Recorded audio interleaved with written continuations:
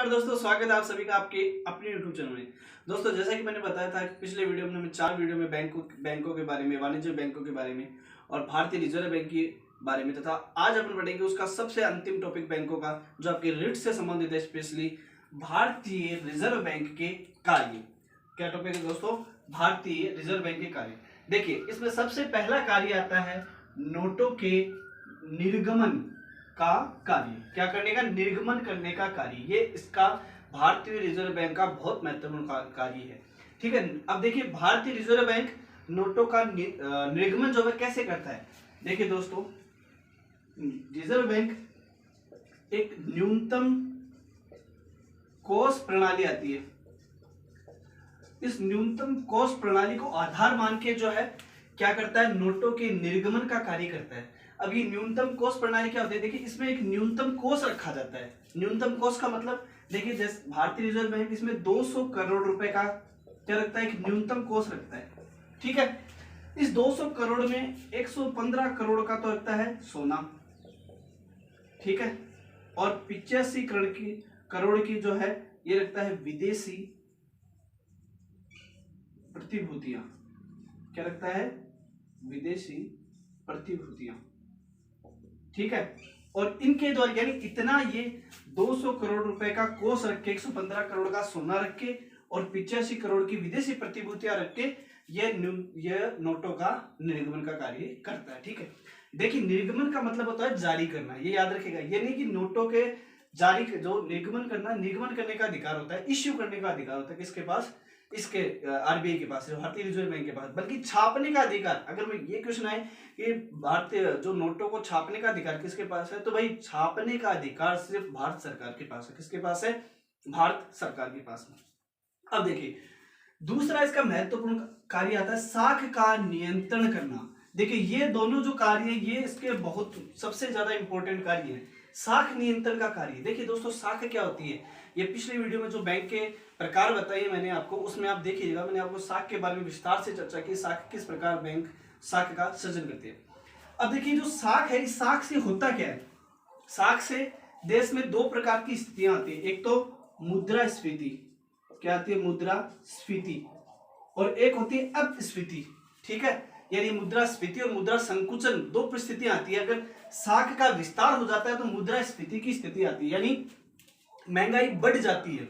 मुद्रास्फीति की स्थिति में क्या होता है? साख का ज्यादा विस्तार होता है, लोगों के पास करेंसी ज्यादा आ जाती है, लोगों के पास धन ज्यादा आ जाता है, और इससे क्या होता है, लोगों जो महंगाई है वह बढ़ जाती है। मार्केट में क्या होता है? इन्फ्लेशन आता है और सभी वस्तुओं के मूल्य बढ़ जाते हैं। दूसरा जो है, अगर साख का संकुचन होता है, यानी साख का ज्यादा निर्गमन नहीं हो, तो क्या होती है? मार्केट में मंदी आ जाती है।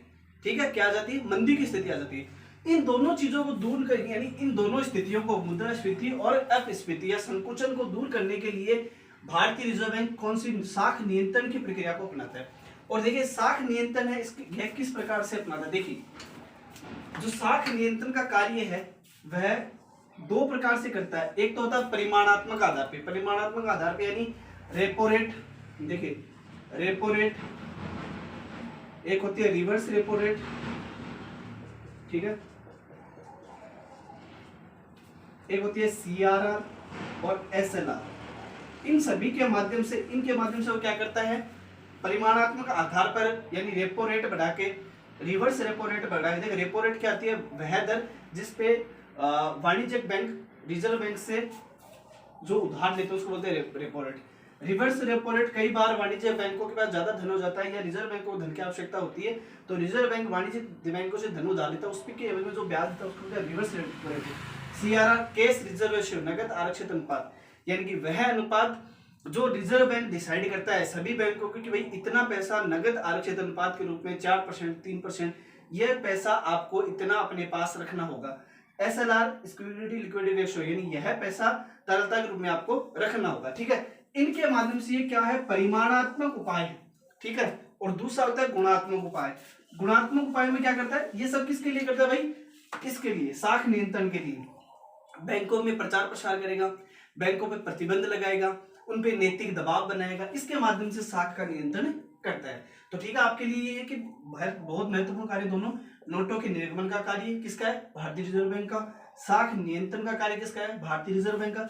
सरकार के बैंकर के रूप में कार्य, ये देखिए सरकार का बैंकर, यानी जब भी सरकार को पैसों की आवश्यकता होती है, अरे भाई आप और हमको पैसों की आवश्यकता, हम किसके पास जाते हैं? किसी अपने दोस्त के पास, रिश्तेदार के पास, या फिर सबसे पहले बैंक के पास, ठीक है, फाइनेंस कंपनी के पास।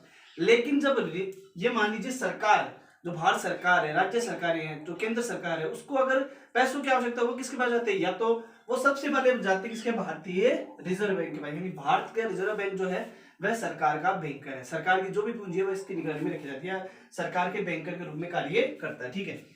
बैंकों के बैंकर का कार्य, देखिए भाई हमें पैसों की जरूरत होती है, हम बैंक के पास जाते हैं, भाई साहब हमारी सैलरी से भी आप बिजनेस पर्सन रहते हैं तो आईटीआर के आधार पर हमें लोन मिलता है, कैसे personal loan, auto loan, home loan, जो भी हमें चाहिए। लेकिन जब बैंकों को लोन चाहिए तो वो किसके पास जाते हैं भाई?